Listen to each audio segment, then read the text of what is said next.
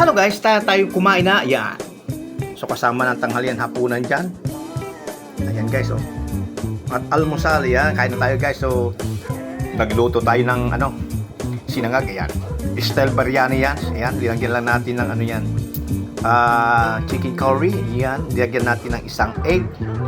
At ginisihan na rin natin ng bawang yan. At naglagay tayo ng margarine. At ito naman si Anli. Ayan, Anli ulam. So pangatlong ulam na yan. Ayan guys, oh. Ayan guys, oh. Biryaning Pinoy. Ayan. Ayan, sarap po niyan guys. Try nyo. Ayan, isang itlog lang ingredients yan. Margarine.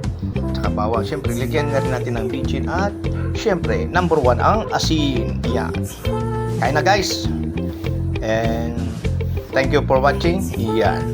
Try nyo po. Masarap po yan. Thank you. Bye-bye.